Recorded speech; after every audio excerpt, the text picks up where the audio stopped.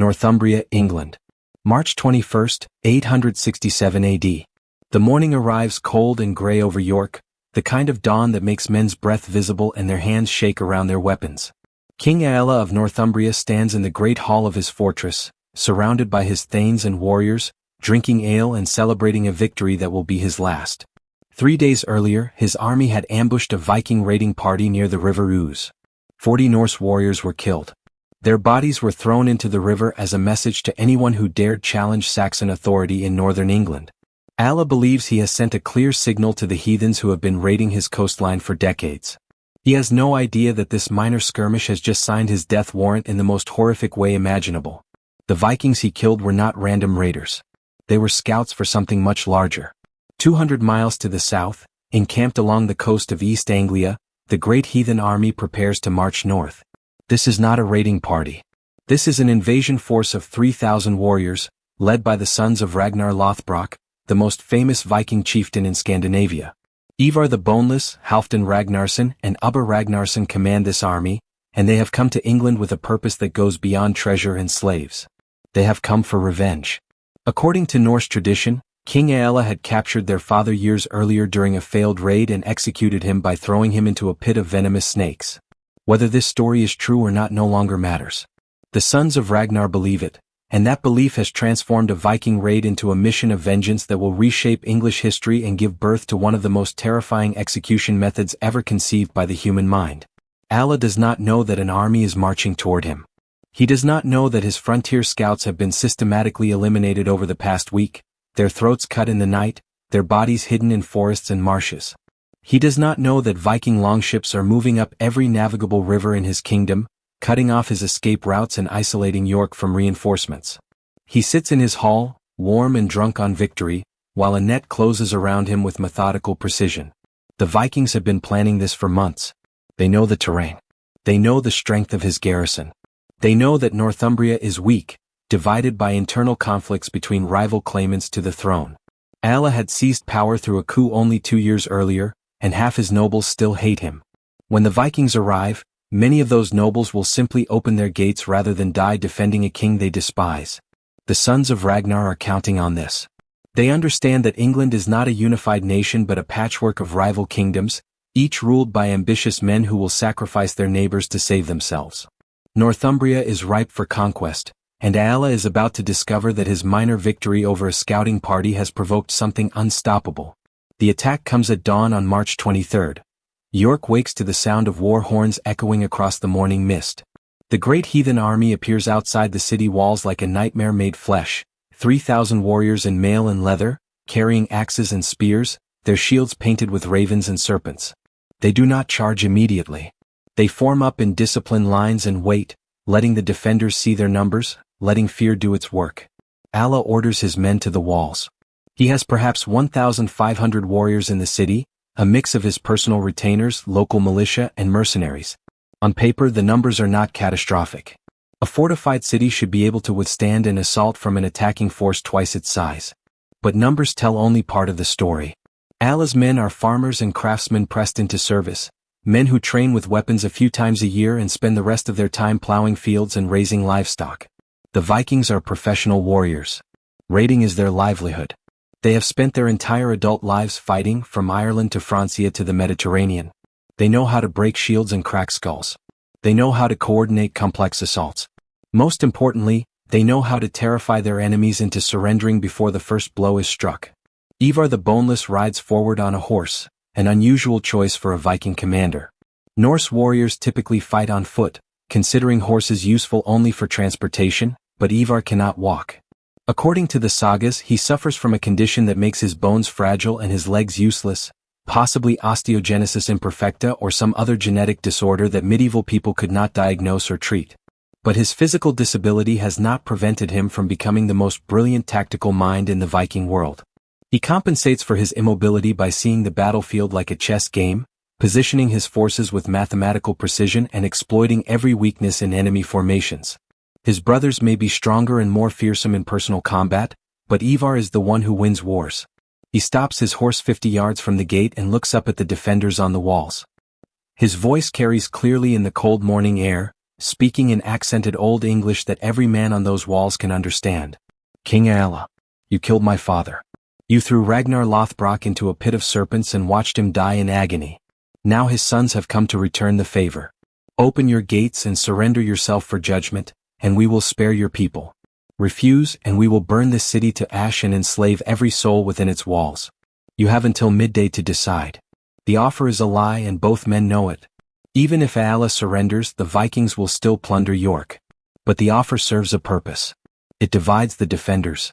Some of Ælla's warriors are thinking about their wives and children, wondering if surrender might save their families from the horrors of a sacked city. Others are calculating their own survival, weighing their loyalty to a king they barely respect against the prospect of Viking slavery. Ælla can feel the unity of his garrison crumbling before the fighting has even begun. He needs to restore their confidence, to remind them that Vikings can be beaten. He steps to the edge of the wall and shouts his response. "I killed 40 of your dogs 3 days ago, boneless one. Their bodies rot in the river, food for fish. Come take your revenge if you can. But you will die on these walls, and your corpse will join your men in the water." It is exactly the response Ivar hoped for.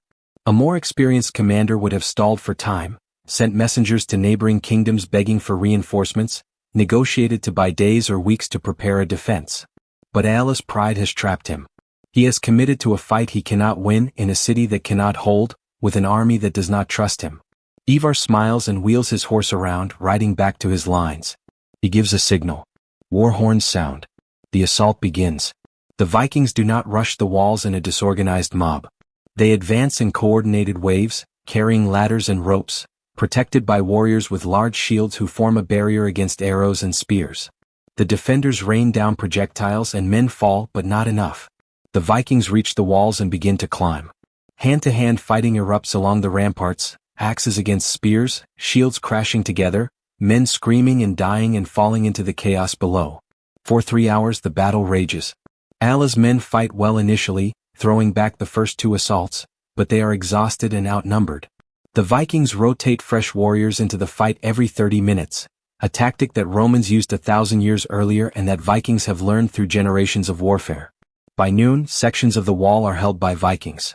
By mid-afternoon, they have opened one of the gates from the inside. The Great Heathen Army pours into York like a flood. What follows is not a battle but a slaughter. Viking warriors sweep through the streets, killing any man who resists and dragging away anyone who might be valuable as a slave or hostage. Buildings burn. Women scream. Children hide in cellars and storage rooms, hoping the invaders will not find them. Some do not. The city descends into a hell of smoke and blood and the sound of breaking wood and dying men. Ælla tries to rally his remaining warriors for a last stand in the Great Hall, but there are not enough of them left. His army has been destroyed. Most of his thanes are dead. The survivors have surrendered or fled. He is alone except for a dozen loyal retainers who know they will die beside him. They form a shield wall at the entrance to the hall, ready to sell their lives as dearly as possible. They do not have to wait long. Ubba Ragnarsson leads the assault personally, backed by 50 of his best warriors. The fighting is brutal and brief. The Saxons are overwhelmed in minutes. Ælla swings his sword until his arm is too tired to lift it anymore. Then a spear takes him in the leg and he falls. Warriors pile onto him, pinning him to the floor, binding his hands with rope. He is hauled to his feet, bleeding and dazed, and dragged through the burning city to where Ivar and Halfdan wait in the ruins of the marketplace. Ivar studies him for a long moment, this Saxon king who threw their father into a snake pit, who thought he could defy the sons of Ragnar without consequences. Ælla stares back, trying to maintain dignity even in defeat. He knows he is going to die. Every warrior knows that capture means death. The only question is how. A sword through the heart is the best he can hope for, a quick end that befits a king. But something in Ivar's expression tells him that mercy is not on offer today. The crippled Viking commander leans forward in his saddle and speaks quietly, so that only Ælla and the warriors nearest to them can hear. My father died slowly, screaming your name. You made sure of that. So you will die slowly too. But we will give you something he did not have. You will die knowing that your death will be remembered. Every king, every chieftain, every warrior who hears this story will know what happens to men who kill the sons of Vikings. Your name will live forever, Ælla. But only as a warning. He gives an order in Norse. Warriors drag Ælla to an oak table that has been set up in the center of the marketplace, clearly prepared for this purpose. They strip him naked and force him face down onto the wood, tying his arms and legs to stakes driven into the ground so he cannot move. A crowd gathers. Viking warriors, freed Danish slaves, captured Saxons who have been spared to witness what comes next. Everyone understands that they are about to see something significant, an execution that will be talked about for generations. Ivar dismounts from his horse with help from his men, and he limps toward the table, leaning heavily on a staff, dragging his useless legs. He carries a long knife in his other hand, the blade clean and sharp. He positions himself beside Ælla's exposed back and looks out at the assembled crowd. His voice carries across the marketplace, speaking in Norse so his own men will understand, but the meaning will be clear to everyone watching regardless of language. This is the blood eagle. This is what we do to men who murder our fathers. He places the tip of the knife against Ælla's spine, just below the shoulder blades, and begins to cut. The king screams. The execution has begun. What happens next will be debated by historians and anthropologists for more than 1,000 years, argued about in academic journals and documentaries, analyzed for its historical accuracy and cultural significance. Because the blood eagle is not just an execution method. It is a window into the Viking mind, into a culture that valued honor and revenge above all else, that believed some crimes were so terrible they required punishments that transcended ordinary death. It is also a test of historical methodology itself, a challenge to how we know what we know about the past and how we separate fact from legend when the only sources are sagas written centuries after the events they describe. But in this moment in York in 867 AD, none of that matters. There is only a man dying in agony and another man carving his revenge into human flesh. The blood eagle is described in multiple Norse sagas, most notably in the Orkneyinga saga and in various accounts of Ragnar Lothbrok's sons. The descriptions vary in their details, but the essential method is consistent and horrifying. The executioner makes cuts along both sides of the victim's spine, from the neck down to the lower back. These cuts sever the ribs from the vertebrae. Then, using the knife and perhaps a small axe or chisel, the executioner breaks the ribs outward, away from the spine, pulling them out through the cuts in the back. The effect is that the ribs spread out from the body like the wings of an eagle, hence the name. In some accounts, the lungs are then pulled out through the opening and draped over the protruding ribs, further enhancing the image of wings. The victim remains alive throughout this process, conscious and suffering, because no vital organs are immediately damaged. Death comes slowly from blood loss and shock and the eventual collapse of respiratory function as the lungs are exposed to air and cease to work properly. The entire procedure can take 30 minutes or longer, depending on the skill of the executioner and the physical constitution of the victim. It is designed not just to kill but to humiliate, to transform a human being into a grotesque display of Viking power and vengeance. The historical reality of the blood eagle is intensely disputed. Many modern historians argue that it never actually happened, that it was a literary invention created by saga writers in the 12th and 13th centuries who wanted to make the Vikings seem more savage and terrifying than they actually were. These scholars point out that the oldest written accounts of the blood eagle appear in texts composed 300 years after the events they describe, long after anyone who witnessed these executions would have been dead. They note that the sagas are not reliable historical documents but literary works, mixtures of fact and fiction designed to entertain audiences and glorify Norse heroes. They argue that the blood eagle is physiologically dubious, that breaking ribs away from the spine without killing the victim immediately would be nearly impossible without modern medical knowledge, and that the entire concept sounds more like a horror story than a real execution method. Some historians go further, suggesting that the blood eagle might be a mistranslation or misunderstanding of kennings, the complex metaphorical language used in Norse poetry, where a phrase like, to spread an eagle on someone's back, might have referred to something entirely different, perhaps just hacking a defeated enemy to death with an axe. And later writers took this poetic language literally and invented an elaborate torture ritual that never existed. But other historians defend the historicity of the blood eagle, arguing that dismissing it as pure fiction ignores important evidence. They point to the anatomical plausibility of the procedure. A skilled executioner with knowledge of human anatomy could absolutely separate ribs from the spine without immediately killing the victim, especially if the cuts were made carefully to avoid major blood vessels. Medieval people had extensive practical knowledge of anatomy from butchering animals and treating battlefield injuries. They knew where bones connected and how to separate them. The Vikings were particularly experienced with knives and axes, tools they used daily for everything from woodworking to whale hunting to combat. If anyone in the medieval world had the technical skill to perform the blood eagle, it would be Norse warriors. These historians also note that ritual torture and elaborate execution methods were common in many ancient cultures. The Romans crucified thousands of people, a method that could take days of agony before death. The Persians practiced scaphism, sealing victims in boats and leaving them to be eaten alive by insects. The Aztecs ripped out beating hearts. The idea that Vikings might have developed their own distinctive method of ritual execution is entirely consistent with human behavior throughout history. People who believe that some crimes deserve extraordinary punishment will invent extraordinary ways to inflict it. The truth probably lies somewhere between these extremes. The blood eagle almost certainly existed as a concept in Viking culture, as an ideal or threat that people knew about and talked about, even if it was rarely performed in practice. Whether it was ever actually carried out on King Ælla or anyone else is impossible to prove definitively. No archaeological evidence exists because bodies subjected to this treatment would look like any other badly mutilated corpse after 1,000 years of decomposition, and the Vikings did not take photographs or leave detailed forensic reports. We have only the sagas, and the sagas are frustratingly ambiguous, written by Christian monks with their own agendas, recording stories passed down through generations of oral tradition and inevitably altered in the telling. What we can say with confidence is that the blood eagle served a purpose in Viking culture regardless of whether it was real.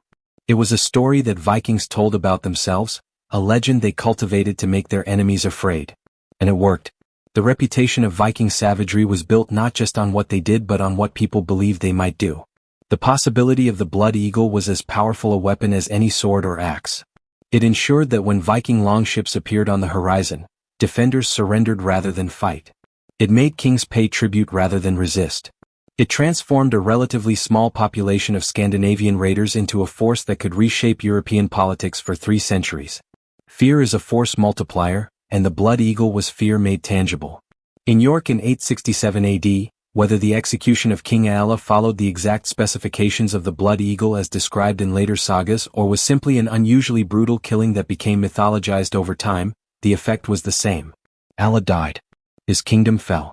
Northumbria was absorbed into Viking-controlled territory that would eventually become the Danelaw, the northern third of England ruled by Norse law and settled by Scandinavian colonists. The death of one king changed the trajectory of English history. If Ælla had survived, if he had successfully defended York or escaped to raise another army, the Vikings might have been repelled, and England might have remained divided among its Saxon kingdoms. Instead, the conquest of Northumbria gave the Great Heathen Army a permanent base of operations in northern England. Over the next 9 years, the sons of Ragnar would systematically conquer or subjugate every English kingdom except Wessex. By 876 AD, only King Alfred the Great stood between the Vikings and complete control of England. The story of English resistance, of Saxon identity surviving in the face of Norse conquest, begins with the fall of York and the death of Ælla. And that story is inseparable from the legend of the blood eagle, because it was fear of Viking vengeance that made Alfred's eventual victories so heroic and so unlikely. He was fighting not just an army but a mythology of invincibility and terror that had been cultivated over decades through stories exactly like the execution of Ælla. The Vikings understood narrative warfare long before the term was invented. They knew that winning battles was not enough.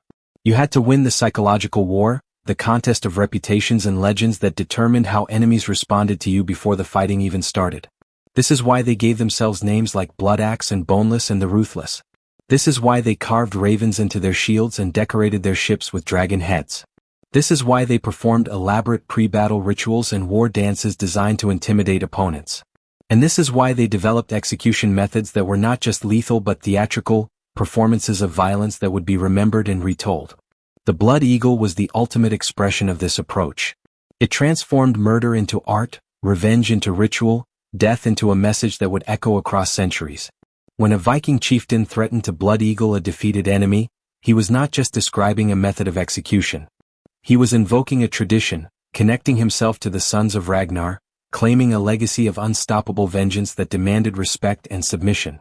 The blood eagle was a brand, and the Vikings wielded it with sophisticated understanding of how symbols and stories shape human behavior. But the blood eagle also reveals something darker about Viking culture, something that complicates the popular image of Norse warriors as romantic adventurers or noble pagans fighting against Christian oppression. The Vikings were not heroes. They were raiders and slavers who built their economy on violence and exploitation. They killed monks in their monasteries and sold women and children in slave markets from Dublin to Baghdad. They did not spare the weak or show mercy to the helpless. The sagas celebrate this brutality, treating it as proof of masculine virtue and warrior excellence. When a saga describes a hero blood-eagling an enemy, it is praising him, holding him up as an example of proper Viking behavior. This should disturb us. The blood eagle is not just a historical curiosity or a gruesome footnote in medieval history. It is evidence of a value system that celebrated cruelty, that treated human suffering as entertainment, that believed some people deserved to be tortured to death in front of crowds because they had insulted the wrong family or fought on the wrong side of a war. We can admire Viking craftsmanship and their sailing skills and their poetry without ignoring the fact that these were people who thought mutilating their enemies was not just acceptable but honorable. This creates a dilemma for modern popular culture, which has fallen in love with Vikings over the past 2 decades. Television shows like Vikings and the Last Kingdom, video games like Assassin's Creed Valhalla, and countless movies and novels have portrayed Norse warriors as complex anti-heroes, rough but honest, violent but loyal, pagan but spiritual. These portrayals are not entirely wrong. Viking-age Scandinavians were indeed more than just raiders. They were traders and explorers, farmers and craftsmen, poets and lawmakers. But the romanticization of Viking culture often downplays or entirely erases the horrific violence that was central to their way of life. The blood eagle gets mentioned in these stories, but usually as background flavor, a shocking detail that proves how hardcore the Vikings were without seriously grappling with what it means that they invented such a thing. Imagine if a culture today developed a ritualized torture execution method and celebrated it in their art and literature. We would not call them misunderstood adventurers. We would call them barbaric. The fact that the Vikings lived 1,200 years ago does not change the moral calculus. Their capacity for cruelty should be acknowledged, not glossed over in service of telling entertaining stories about sexy men with axes and braids. Yet acknowledging Viking brutality does not require us to demonize them or treat them as uniquely evil. Every medieval culture practiced forms of violence that we would find abhorrent today. Christians burned heretics alive and tortured confessions out of accused criminals. Muslims practiced slavery on an industrial scale and executed apostates.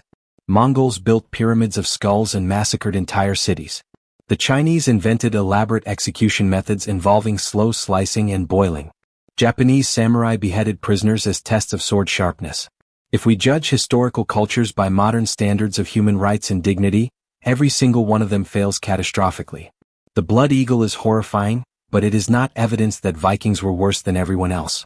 It is evidence that medieval people everywhere had a fundamentally different relationship with violence than we do, that they lived in a world where physical suffering was common and death was always close, where watching someone be executed was normal entertainment and cruelty was a tool of statecraft.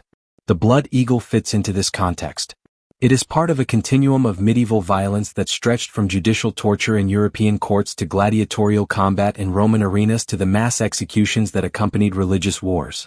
What makes it distinctive is not its cruelty but its specific form, the way it combines religious symbolism with anatomical mutilation to create something that is simultaneously execution, sacrifice, and artistic statement. The religious dimension of the blood eagle is particularly important and often overlooked. The eagle was a sacred bird in Norse mythology, associated with Odin, the all-father of the gods, who was himself a god of war and death and wisdom. Odin had 2 ravens, Hugin and Munin, who flew across the world each day gathering information, but he was also connected to eagles, birds of prey that represented power and vision. By spreading a victim's ribs like eagle wings, the executioner was not just killing someone. He was offering them to Odin, transforming a human being into a living sacrifice that honored the god and connected the killer to divine power. This religious context helps explain why the blood eagle was reserved for particularly significant enemies, usually kings or chieftains who had committed offenses that went beyond ordinary warfare into the realm of blood feud and sacred obligation. Killing such an enemy in an ordinary way would not satisfy the demands of honor. The death had to be extraordinary, marked by ritual and suffering, transformed into an offering that the gods would notice and approve. In this sense, the blood eagle was less an execution method and more a form of human sacrifice, practiced by a culture that had not fully abandoned its pagan traditions even as Christianity began to spread through Scandinavia. This raises uncomfortable questions about how we should think about religious violence and cultural practices that seem barbaric to modern sensibilities. The Vikings believed they were doing the right thing when they blood-eagled their enemies. They thought they were honoring their gods and upholding sacred obligations that were more important than individual mercy or compassion. Does this belief make their actions less evil? Or does it make them more evil because they had convinced themselves that torture was divinely sanctioned? These questions have no easy answers. We live in an age that generally believes in moral relativism, the idea that different cultures have different values and we should respect those differences without imposing our own standards. But moral relativism breaks down when confronted with practices like human sacrifice and ritual torture. We cannot simultaneously believe that all cultures deserve respect and believe that the blood eagle was wrong. We have to choose. Either we accept that the Vikings had their own valid moral framework that justified practices we find abhorrent, or we impose universal standards and condemn them for violating basic human dignity. Most people intuitively lean toward the second option. We want to say that torture is wrong regardless of cultural context, that some things are evil even if the people doing them think they are righteous. But this position has implications that extend far beyond the Vikings. It means we have to apply the same standards to every culture, including our own, and acknowledge the ways we might be committing evils that future generations will judge us for. The historical debate over the blood eagle also reveals how difficult it is to know anything with certainty about the distant past. We have texts that describe the practice, but those texts were written centuries after the events by people with their own biases and agendas. We have archaeological evidence of Viking violence, mass graves and mutilated bodies, but we cannot definitively connect those remains to specific execution methods. We have linguistic analysis suggesting that the term blood eagle might be a kenning that was misunderstood, but we also have multiple independent sources describing the same basic procedure, which suggests it was real enough that different writers knew about it. How do we weigh these pieces of evidence? How much certainty do we need before we can say that something happened? This is the central problem of medieval history. We are trying to reconstruct a world that left behind only fragments, texts that may be fiction, artifacts that may be misinterpreted, linguistic evidence that may mislead us. Every conclusion is provisional. Every claim comes with caveats. The blood eagle may have happened exactly as described, or it may be an exaggeration of something more mundane, or it may be pure invention. All we can do is look at the available evidence, understand its limitations, and make our best judgment while acknowledging uncertainty. In recent decades, a few historians and medical professionals have attempted to assess whether the blood eagle would actually be possible to perform on a living human being. The consensus seems to be that it would be technically feasible but extraordinarily difficult. Separating ribs from the spine requires cutting through muscle and cartilage, breaking bone, and manipulating internal organs without severing major blood vessels that would cause immediate death from hemorrhaging. An executioner attempting this would need detailed anatomical knowledge, steady hands, and probably some trial and error to perfect the technique. The victim would almost certainly go into shock long before the procedure was complete, losing consciousness from pain and blood loss, which would defeat the purpose of the ritual if the point was to have them suffer consciously throughout.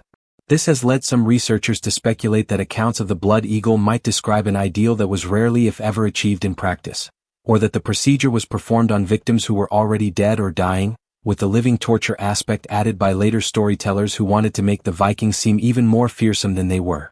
But even if the blood eagle was performed on corpses, it would still be a significant act of post-mortem mutilation with ritualistic meaning.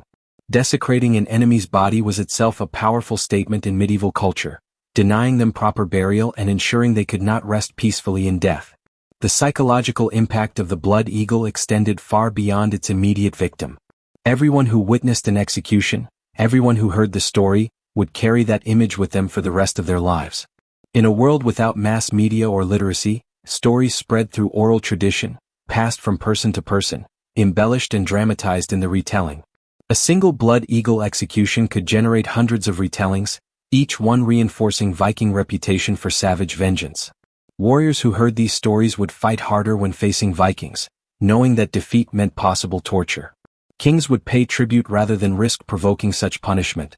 Communities would surrender their wealth rather than endure a siege that might end with their leaders blood-eagled in the marketplace. The blood eagle was psychological warfare at its most effective, a single act of violence that produced submission across entire regions. This is why the Vikings performed public executions, why they made sure witnesses were present, why they chose methods that would be remembered. They understood that the threat of violence is often more powerful than violence itself, that reputation can win wars without battles, that fear can conquer territories that swords cannot reach. But this strategy had limitations. The more the Vikings relied on terror and brutality, the more they united their enemies against them. The blood eagle and other displays of cruelty gave Saxon kingdoms a powerful motivation to resist, to form alliances and coordinate their defenses rather than fall one by one.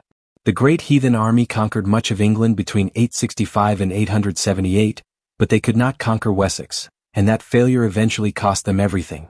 King Alfred the Great rallied English resistance by portraying the Vikings as barbaric heathens who threatened Christian civilization. He was not wrong. The blood eagle and similar practices made it easy to cast Vikings as enemies of God and humanity. Alfred's propaganda turned Viking brutality against them, transforming scattered Saxon kingdoms into a united English identity that defined itself in opposition to Norse paganism. By the time Alfred's grandson Athelstan unified England in 927, the Viking threat had become the glue that held English politics together. The blood eagle had helped the Vikings conquer, but it also helped their enemies organize resistance. Terror is a short-term strategy. Eventually, people become more afraid of submission than they are of death. The sons of Ragnar discovered this too late. After executing King Ælla and conquering Northumbria, they turned south toward Mercia and East Anglia, winning battle after battle, forcing kings to surrender and pay tribute. But each victory made their strategic position weaker. They were ruling a hostile population with limited manpower. They could garrison major cities but could not control the countryside. They could install puppet kings but could not prevent rebellion. They had created an empire built on fear, and fear is an unstable foundation for long-term governance. By 878, the Great Heathen Army had fragmented into competing factions, with different commanders pursuing different goals. Some wanted to continue raiding and conquering. Others wanted to settle down, marry Saxon women, farm the land they had won. The unified purpose that had driven the invasion, the desire to avenge Ragnar Lothbrok, had been satisfied when Ælla died. Without that unifying goal, the army fell apart. Alfred exploited these divisions, making peace with some Viking leaders while fighting others, gradually reclaiming territory and building the administrative structures that would eventually become the English state. The Blood Eagle had given the Vikings a dramatic victory in York. But victories based on brutality are temporary. Eventually, the people you terrorize stop being afraid and start being angry. And anger is a more sustainable motivator than fear. The legacy of the Blood Eagle extends far beyond the Viking Age. It has become one of those historical details that capture public imagination because it combines authenticity with horror in a way that feels both alien and disturbingly human. We are fascinated by the Blood Eagle because it represents something we want to believe we have evolved beyond. We tell ourselves that modern civilization has moved past such barbarism, that we would never invent or tolerate torture rituals designed to make death as painful and humiliating as possible. But this is comforting fiction. Torture has not disappeared from human society. It has simply changed forms, become more bureaucratic and less theatrical. The 20th century saw industrialized genocide and systematic torture programs run by governments on every continent. The 21st century has given us enhanced interrogation and extraordinary rendition and drone strikes that kill civilians as collateral damage. We have not eliminated cruelty. We have sanitized it, removed it from public view, given it technical names that disguise its nature. The Blood Eagle shocks us because it was honest about what it was, performed in front of crowds who understood they were watching a man be tortured to death as punishment and entertainment. Modern violence hides behind euphemisms and classification levels and legal memos that argue about the definition of torture. We are not more moral than the Vikings. We are just better at lying to ourselves about it. This comparison is not meant to excuse Viking brutality or minimize the suffering of King Ælla and others who may have been subjected to the Blood Eagle. It is meant to provide context, to remind us that human capacity for cruelty is not limited to medieval Scandinavians or any other specific culture. The Blood Eagle is disturbing not because it reveals something unique about Vikings but because it reveals something universal about humanity. Given the right circumstances, the right cultural values, the right provocations, any group of people can convince themselves that torture is justified. The Vikings believed that avenging their father's death required extraordinary measures. They created a ritual that expressed their grief and rage and desire for revenge in the most visceral way possible. Future generations will look back at our own era and find practices we consider normal or necessary that they judge as barbaric. The Blood Eagle is a mirror. It shows us who we are, not who we were. The academic debate over the historicity of the Blood Eagle will probably never be fully resolved. New evidence might emerge, some archaeological discovery or newly translated text that provides clearer information, but more likely the question will remain open. History is full of such uncertainties, things we can neither prove nor disprove, events that sit in the gray zone between fact and legend. What matters is not whether King Ælla was literally blood-eagled in York in 867 or whether the practice was a later invention. What matters is that Vikings told this story about themselves, that they wanted their enemies to believe they were capable of such acts, that they built a culture in which ritual torture was not just conceivable but admirable. The blood eagle existed in Viking minds, and that is enough to make it historically significant. Ideas have power regardless of whether they are implemented. The threat shapes behavior as much as the reality. Every Saxon king who paid tribute to avoid Viking attack, every community that surrendered without a fight, every warrior who hesitated before raising his shield against Norse invaders, all of them were responding to stories like the blood eagle. Fear of what might happen was as powerful as evidence of what had happened. The Vikings understood this better than most medieval cultures. They were narrative strategists as much as military strategists, shaping perception and managing reputation with sophisticated awareness of how psychology influences conflict. Modern popular culture has seized on the blood eagle as a symbol of Viking ferocity, depicting it in television shows and movies with varying degrees of accuracy and artistic license. The History Channel's Viking series showed a blood eagle execution in its second season, presenting it as a deliberate act of religious sacrifice rather than simple revenge.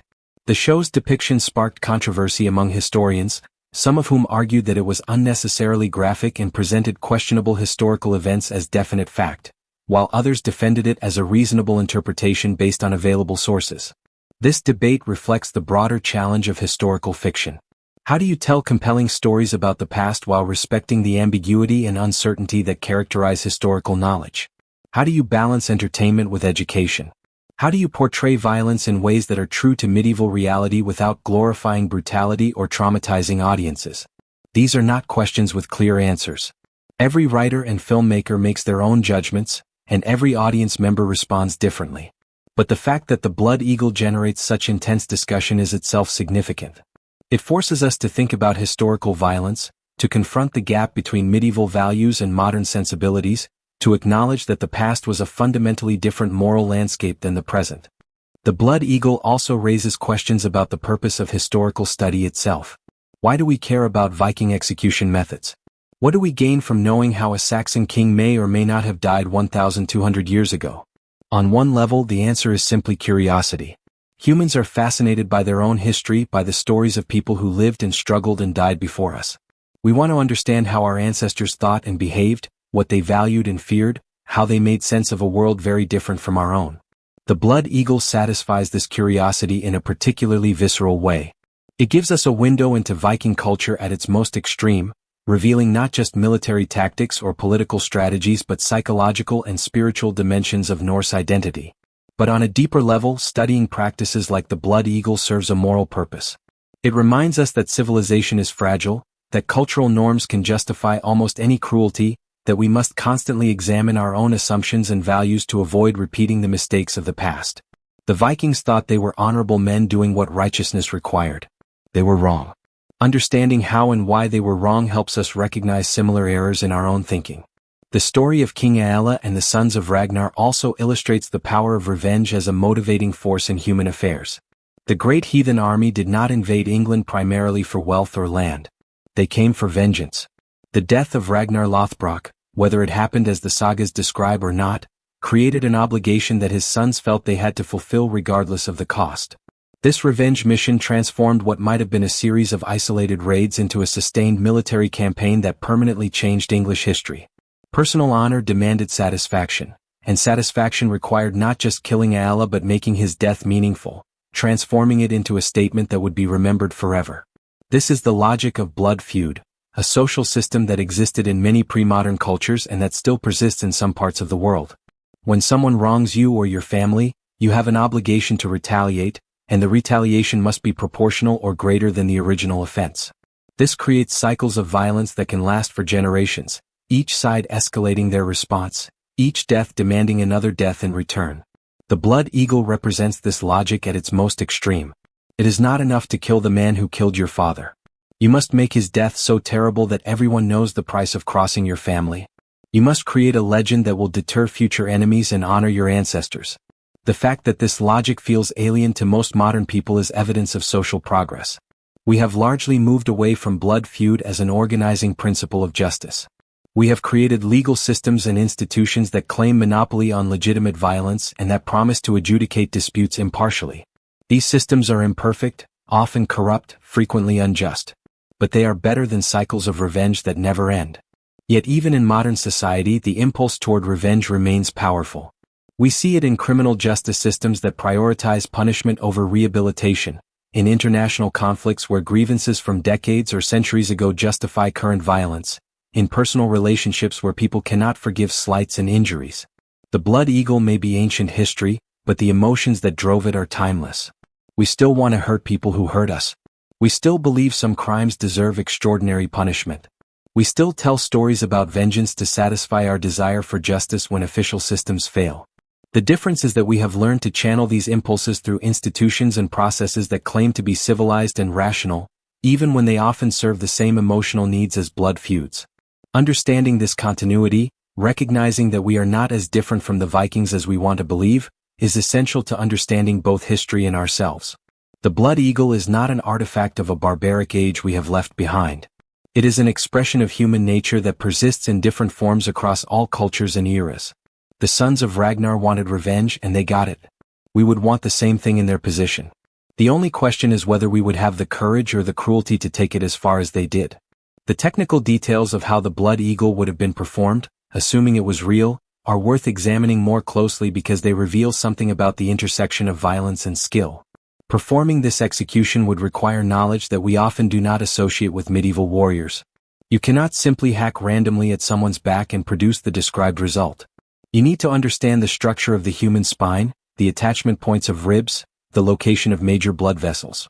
You need specialized tools, probably a combination of knives and chisels or small axes. You need physical strength and precision, the ability to apply force carefully rather than wildly. In short, you need to be something like a surgeon, even as you are committing an act of torture. This combination of technical expertise and sadistic intent is deeply unsettling. We want to believe that cruelty is incompatible with intelligence, that people who commit atrocities are ignorant or mentally unstable. But history repeatedly demonstrates that this is false. The Nazis who designed death camps were educated engineers and bureaucrats. The doctors who performed unethical medical experiments were trained professionals. The executioners who carried out elaborate torture rituals in medieval Europe were skilled craftsmen. Evil does not require stupidity. Sometimes it requires competence. The blood eagle is a reminder that human beings can apply our highest capacities, our intelligence and creativity and technical skill, to the worst purposes imaginable. This is perhaps the most disturbing lesson of all. If the blood eagle was real, it is likely that the technique was developed gradually, refined through practice on criminals or prisoners until executioners understood how to perform it reliably. This suggests there may have been multiple blood eagle executions, not just the famous case of King Ælla but others that went unrecorded or were forgotten over time. Viking culture would have needed to institutionalize the practice in some way, training executioners in the proper method, passing down knowledge from one generation to another. This is how all execution methods evolve. Guillotine operators in revolutionary France became skilled at their work through repetition. Hangmen in England learned precisely how much drop was needed to break a neck without decapitating someone. Even lethal injection in modern America requires trained personnel who understand drug dosages and fore placement. The blood eagle, if it existed as a regular practice, would have followed the same pattern. Someone would have been recognized as particularly skilled at performing it, sought out when important enemies needed to be executed in this specific way. The sons of Ragnar might have brought such a specialist with them to York specifically to ensure that Ælla's death was carried out properly. This level of institutionalization makes the blood eagle more disturbing, not less. A single act of improvised brutality in the heat of revenge is almost understandable, a moment of passion and rage given physical form. But a systematic practice, refined and taught and performed by specialists, represents something colder and more calculated, violence transformed into procedure.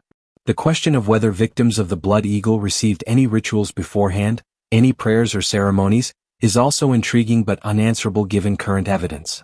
If the blood eagle was indeed a sacrifice to Odin, it might have been accompanied by religious observances, invocations of divine power, offerings made to ensure the gods accepted the sacrifice. Norse religion was ritualistic and transactional. The gods gave favors in exchange for proper worship and offerings. A blood eagle might have been preceded by poetry or songs, by the burning of incense or the slaughter of animals, by divination to confirm that the gods approved of what was about to happen. Or it might have been purely secular, a pragmatic execution with religious symbolism but no actual ceremony. We simply do not know. The sagas that describe blood eagles do not provide these details, either because the authors did not consider them important or because they were writing for Christian audiences who would not be interested in pagan rituals. This gap in our knowledge is representative of a larger problem with Viking history. We know a great deal about what Vikings did, but we know much less about what they thought or felt or believed. Their worldview has to be inferred from actions and fragmentary texts, reconstructed from archaeology and comparative mythology. The blood eagle exists in our historical understanding as a vivid but isolated detail, disconnected from the broader context that would make it fully comprehensible. One aspect of the blood eagle that has received less attention than it deserves is its gendered nature. Execution methods often reflect cultural assumptions about masculinity and appropriate behavior for men. The blood eagle, if it was reserved for kings and chieftains, was specifically a punishment for failed male leadership. It transformed the victim into a display, a spectacle, something to be looked at rather than a subject who acts. This feminization through violence was a way of destroying not just a man's life but his honor and identity. In Norse culture, as in most warrior societies, masculinity was defined by autonomy, strength, and the ability to inflict violence on others. To be rendered helpless, pinned down, mutilated while still alive, was to be stripped of masculine status and reduced to the position of a victim, someone things are done to rather than someone who does things. The eagle imagery might also have carried emasculating connotations, turning a man into a bird, a creature that flees rather than fights. These gender dynamics are speculative, but they fit with what we know about how medieval cultures thought about honor and shame. Executions were not just about ending life. They were about making statements about the social order, about who had power and who did not, about what happened when you challenged the wrong people. The blood eagle, in this reading, was a ritual emasculation as much as a torture method, designed to ensure that the victim died not as a warrior but as something less, his body transformed into a symbol of his defeat. The impact of the blood eagle on Viking Age politics extended beyond the immediate conquest of Northumbria. The execution of King Ælla sent a message to every other English king. The sons of Ragnar were not interested in negotiated settlements or diplomatic solutions. They would pursue their enemies to the death, and that death would not be quick or honorable. This probably influenced the decisions made by other rulers as the Great Heathen Army moved south. Some chose to fight, believing they could defeat the Vikings in battle. Others chose to pay tribute and buy peace. Still others tried to play both sides, publicly submitting while secretly plotting resistance. None of these strategies worked particularly well because the Vikings had already established their reputation.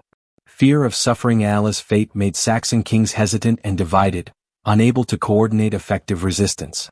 By the time they realized that unity was their only hope, the Vikings controlled too much territory. The blood eagle had won battles before they were fought, conquering minds before armies ever clashed. This is the ultimate goal of strategic violence. Not just to kill enemies but to demoralize them, to make them believe that resistance is futile and submission is the only rational choice. The Vikings achieved this goal in northern and eastern England. They only failed in Wessex because Alfred refused to be demoralized, refused to accept that Viking victory was inevitable. His resistance eventually saved England, but it was a near thing. If Alfred had been less determined or less skilled, the blood eagle in York might have led directly to complete Viking conquest of England. One execution, one act of savage revenge, could have changed the entire trajectory of European history. The blood eagle also challenges our assumptions about medieval people's relationship with violence and suffering. We often imagine that people in the past were hardened to violence, that they witnessed death and brutality so frequently that it no longer affected them emotionally. But this is probably wrong. Medieval people felt pain and fear and horror just as intensely as we do. They loved their families and grieved their losses and suffered trauma from experiences that exceeded their ability to cope. The difference is that they lived in a world where violence was more common and less avoidable, where there was no organized police force or medical care or social safety net to protect you from harm. They had to develop coping mechanisms, cultural narratives that made sense of suffering and gave it meaning. The blood eagle fit into these narratives. It was not senseless violence but meaningful violence, an execution that honored gods and ancestors and social obligations. It transformed horror into ritual, suffering into sacrifice. This does not make it less horrible, but it does help explain how people could participate in or witness such acts without being consumed by guilt or revulsion. They had a framework that justified what was happening, a worldview in which this kind of violence made sense. We have lost that framework, or rather we have replaced it with different frameworks that justify different kinds of violence. We no longer blood eagle our enemies, but we bomb cities and drone strike suspected terrorists and imprison millions of people in conditions that amount to torture. We have our own narratives that make these things seem necessary or acceptable. Future generations will judge us for them, just as we judged the Vikings for the blood eagle. The cycle continues. As the years passed after the execution of King Ælla, the story of the blood eagle grew in the telling.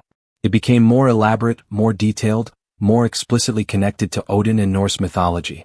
This is what always happens with stories of extreme violence. They become legends, shaped by the needs of the people telling them, altered to fit changing cultural contexts. By the time Christian saga writers recorded these stories in the 13th century, the Viking Age was long over. Scandinavia had converted to Christianity. The old gods were officially abandoned, though people still remembered them and told stories about them. The saga writers had complex motives. They were documenting their pagan heritage, preserving stories that might otherwise be lost, but they were also Christians who believed Norse paganism was demonic and barbaric. This tension shows in how they describe events like the blood eagle. They present it as historical fact, something that really happened, but they also frame it as evidence of pre-Christian savagery, proof that the old ways were evil and that conversion to Christianity was necessary for salvation. We have to read the sagas through this lens, understanding that every word was written by someone with a theological agenda. The blood eagle they describe might be accurate, or it might be exaggerated to make pagans seem more monstrous, or it might be sanitized to make Norse heroes seem more sympathetic. We are reading texts that have been filtered through multiple layers of cultural translation and religious conversion. The original events, whatever they were, are barely visible beneath centuries of reinterpretation. Despite all the uncertainty, despite the academic debates and the lack of conclusive evidence, the blood eagle remains one of the most memorable details of Viking history. It appears in documentaries and museum exhibits, in novels and video games, in academic conferences and popular podcasts. It fascinates us because it combines several elements that capture human attention. It is violent but specific, not random killing but elaborately choreographed. It is historical but uncertain, something that might be true or might be fiction. It is culturally distinctive, uniquely Viking in a way that makes it seem exotic and alien. Most importantly, it challenges our moral comfort. We want to believe that we are better than people in the past, that we have evolved beyond their cruelty and ignorance. The blood eagle forces us to confront the possibility that we are not better, just different, that our capacity for violence has not diminished but merely changed in its expression. This is an uncomfortable realization, which is precisely why the blood eagle haunts us.